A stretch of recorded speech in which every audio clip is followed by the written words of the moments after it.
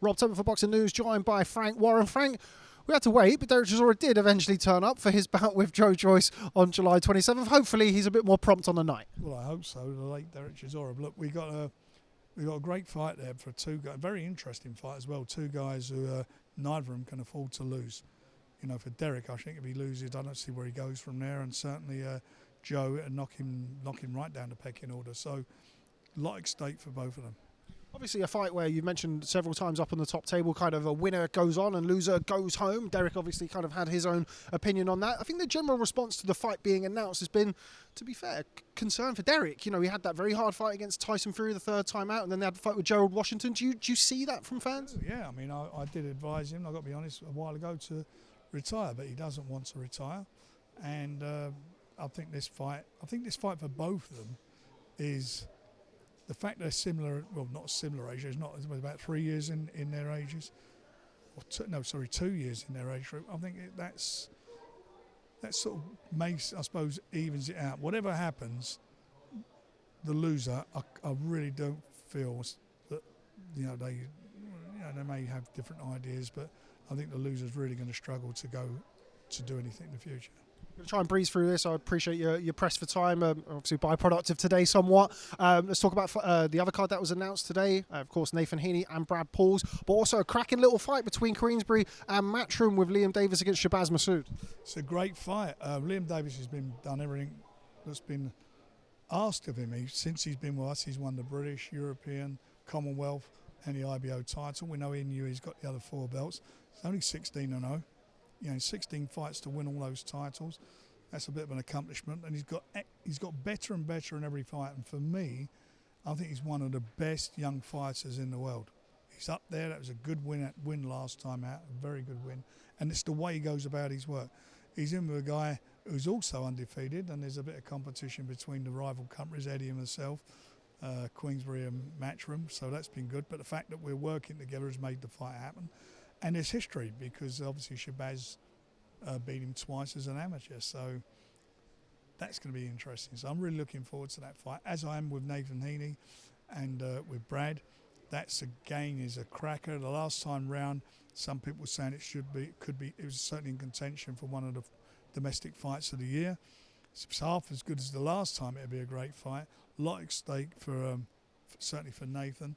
Massive support that he has. The atmosphere that his fans create is going to be something special. We will sell out. This show will be sold out.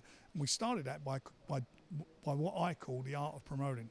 Small halls, Telford, working there. Last one we went to Birmingham, and we're in a big arena again in Birmingham. And that is about building an audience. And we've managed to do that with these Midland fighters. It's been fantastic. Last quick couple from me, Frank. This past weekend, of course, in Saudi Arabia, the undisputed heavyweight championship of the world. Of course, the result didn't necessarily go your way, and of course, that of Tyson Fury. But what a tremendous spectacle, and what a tremendous advert, not only for heavyweight boxing, for boxing in general. Absolutely right. I agree with everything you said. It was a very close fight, in my opinion. There weren't a lot in it. Could have gone either way. Could have been a draw. I'm not disputing the result. The result's done. It's done and dusted. It was the biggest heavyweight fight of the 21st century. 4 belts on the line. We now have a unified champion, and there'll be a rematch. Tyson's called for the rematch, and that will happen, I hope, sometime in October in the Riyadh season, and we're going to get something extra special. There's no doubt about it. I think the rematch will be bigger than the last one, and it'll be interesting to see a couple of things. One, what's the fights taken out of both of the guys, because it was a tough fight, and 2, they both got superb boxing brains. Who's going to see, they obviously see their respective weaknesses that they may have exploited. How can they improve on that? Said about the rematch there, obviously there are one or two whispers and rumours about Anthony Joshua potentially. Tyson Fury, you're 100% sure Tyson Fury takes the rematch?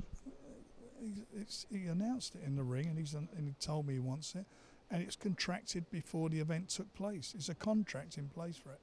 Of course, Oleksandr Usyk, not the only Ukrainian to emerge victorious at the weekend. Dennis Berinchyk, somebody that you're obviously very familiar with, that you work with as well, picked up the WBO lightweight title. We have a promotional agreement with him, and great. Except we had a good weekend, but we had a good weekend anyway, because our guys won. and Tyson was involved in. It's got to be the best heavyweight fight for probably since the Deontay Wilder and Tyson Fury, and that's what Tyson's all about. You know, he's about giving everything. You know, gets off the floor, gets in trouble, comes back. I mean, he won the last round of that fight in Riyadh. Well, then, you know, even the judges all agreed on that, and I thought so. And he, you know, and you sort of analyse and look at the fight. And as I say, it was a close fight, but it's the AJ fight. Unless one of them retires, who knows? And final one from me. We talked about the current and the future. Moses Itauma, saw him knocking around here. Another spectacular performance from him in Saudi. It was. The guy was 23-1.